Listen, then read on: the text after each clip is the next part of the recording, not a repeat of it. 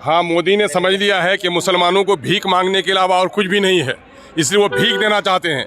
मुसलमानों को भीख की ज़रूरत नहीं है। AIMIM के नेता अख्तरुल ईमान ने नरेंद्र मोदी द्वारा मुसलमानों को दी गई सौगात को भीख बताया है।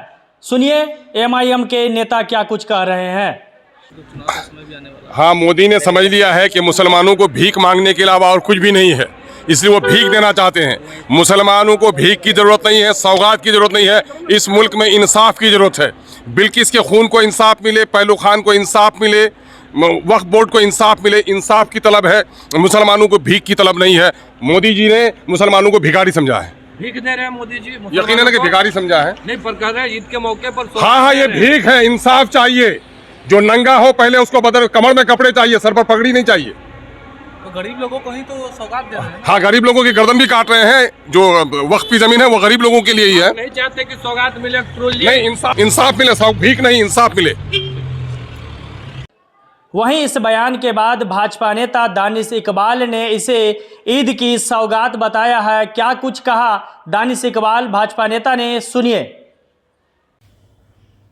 ईद के शुभ अवसर पर भारतीय जनता पार्टी के अल्पसंख्यक मोर्चा के द्वारा राष्ट्रीय स्तर पर देश के सभी कोने में जो ज़रूरतमंद मुसलमान हैं उनके घर में ईद की खुशहाली हो, इसलिए उनके घर में सौगाते मोदी किट देने का निर्णय लिया है। मुझे लगता है कि जो गरीब मुसलमान हैं, जो यतीम हैं, बेवा हैं, मिस्कीन हैं, जो पूरे रमज़ान का जिन्होंने एहतमाम किया, उनके घर में भी ईद की खुशी होनी चाहिए।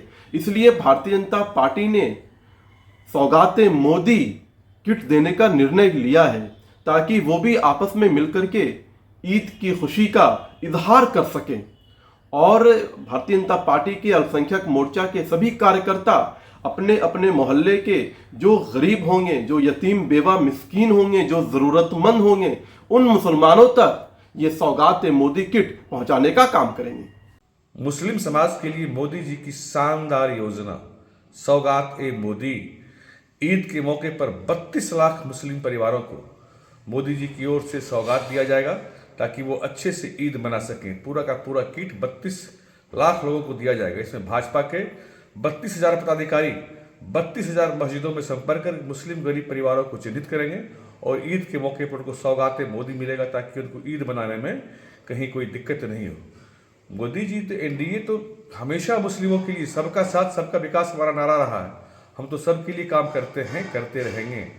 रही बात वोट की, तो चिंता आपको करनी है कि आपको वोट के दलालों के चक्कर में पड़ना है, वोट के ठेकेदारों के चक्कर में पड़ना है, या सही मायने में जो आपका विकास कर रहा है आपका वोट वहां पड़ना चाहिए।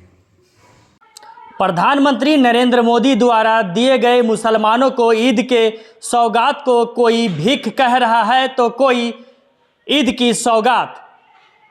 जयप्रकाश भगत, न्यूज़ लाइव, पटना।